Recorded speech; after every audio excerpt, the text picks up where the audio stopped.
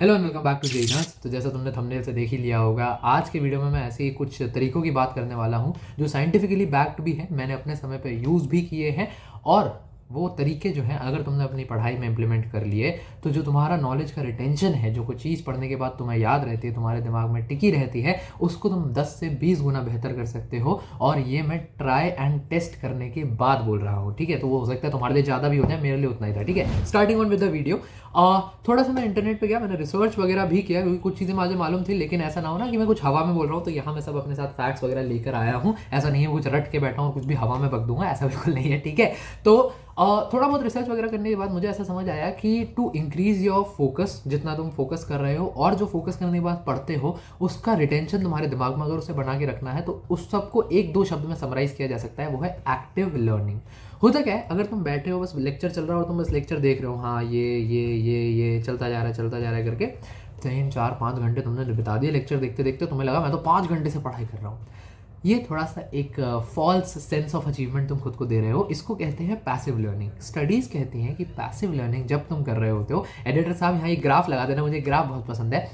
Studies कहती हैं कि जब तुम पैसिव लर्निंग कर रहे होते हो तो अगर यहाँ पे तुम्हारा फोकस है एक्स वाई एक्सिस पे और एक्स एक्सिस पे टाइम है, तो फोकस तुम्हारा टाइम के साथ बहुत रैपिडली गिरता है। और 15 से 20 मिनट, रिसर्च बताती है कि 15 से 20 minute average time of focus रहता है पैसिव स्टडिंग या पैसिव किसी भी चीज़ को करते हुए। 15 से 20 मिनट में तुम्हारा फोकस ब्रेक हो जाता है, तुम्हें ब्रेक चाहिए, तुम उठ गए, इंस्टाग्राम देखने लगे, कुछ भी, स्टडी तुम्हारी खराब हो गई। अगर वहीं तुम एक्टिवली एंगेज रहते हो तो ये ग्राफ देखना कैसे, ये ग्राफ जाता है कुछ इस तरीके से और इसकी कोई अपर लिमिट है ही नहीं।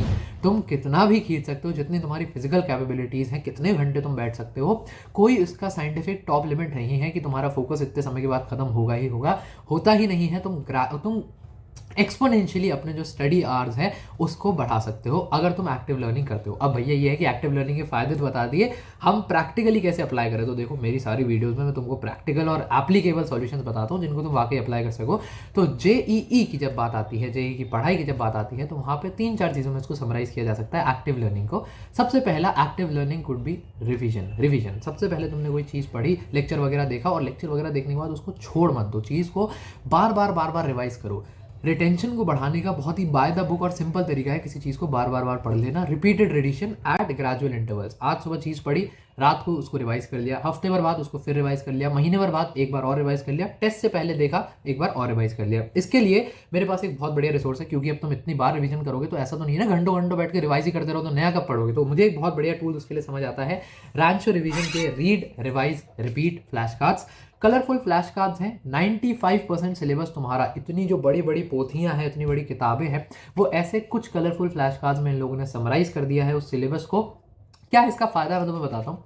एक्टिव एंगेजमेंट, जैसा मैंने तुम्हें बात करी, और रिपीटेड रिपीटेशन, दोनों ही तुम इससे कर सकते हो। एक्टिवली तुम इससे एंगेज करते हो क्योंकि एक ही जगह पे तुम्हारी ग्राफ्स हैं, तुम्हारे डायग्राम्स हैं, तुम्हारी इक्वेशंस हैं, और तुम्हारे मिनिमाइज्ड कॉम्पैक्ट फॉर्मूलाज, तुम्हारे इक्वेशंस वगैरह जो भी है, मतलब चीज़ें सारी एक ही जगह पे बताई हुई है। तो ऐसा नहीं है कि तुम किताब से अब पढ़ते गए, या लंबे लंबे चौड़े नोट्स बने हुए हैं, तुमने वहाँ से कहीं से गूगल से डाउनलोड कर लिए, किसी यूट्यूब वगैरह से डाउनलोड कर लिए, और अब बैठ के बस देखे जा रहे हो, कोई फ़ायदा नहीं है। इससे तुम बहुत बेहतर, बहुत क्विकली एंगेज रहोगे अपने सिलेबस के साथ और क्विकली उसको रिवाइज कर पाओगे।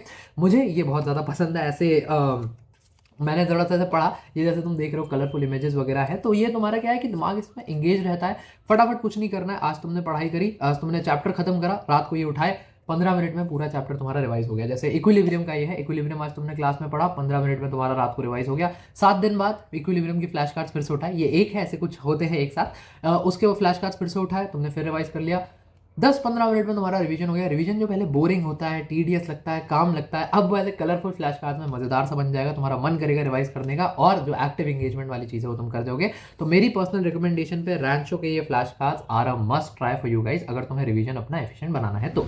इसके अलावा एक्टिव एंगेजमेंट जो दूसरी चीज़, ये तो हुआ रिवीजन। रिवीजन के बाद एप्लीकेशन, या रिवीजन से पहले भी एप्लीकेशन कर सकते हो।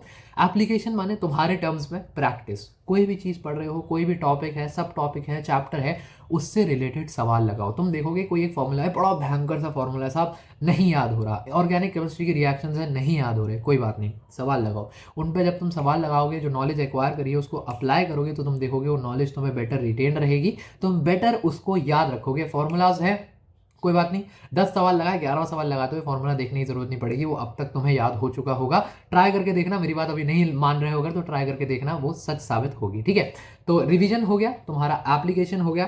थर्ड चीज जो है डिस्कशन। अब डिस्कशन ऐसा नहीं है कि लगा जाओ लोगों से बतिया रहे हैं, नहीं नहीं नहीं।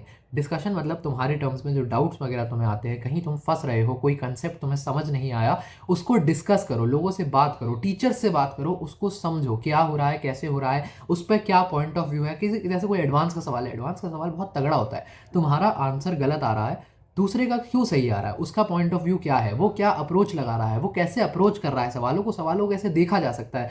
डिस्कस करके, जब इंटेलेक्चुअल डिस्कस करके चीज़ें, बहुत सारी चीज़ें सीखी जा सकती हैं। तो डिस्कशन को भी अपने एक डेली उसका पार्ट बनाओ। जब भी डाउट्स वगैरह आए, कोई चीज़ फंस रही है, चीज़ लोगों से बात करो, अपने ईगो में मत रहो कि ये सवाल ही गलत है, छोड़ दिया, आगे बढ़ गया। नहीं नहीं नहीं, तुम ऐसे कोई फन्ने खा नहीं हो जो किताब को गलत साबित कर दो। इक्का दुक्का इंस्टेंसेस ऐसे हो जाते हैं, बट जनरली ऐसा नहीं होता है, इसलिए दूसरों से सीखने को हमेशा तत्पर रहो। ठीक है, दोबारा दोहरा रहा हूं, रिवीजन, एप्लीकेशन, डिस्कशन, आखिरी चीज रिव्यू। अब तो शन शन शन चल रहा था, राइमिंग में ब्रेक होगा।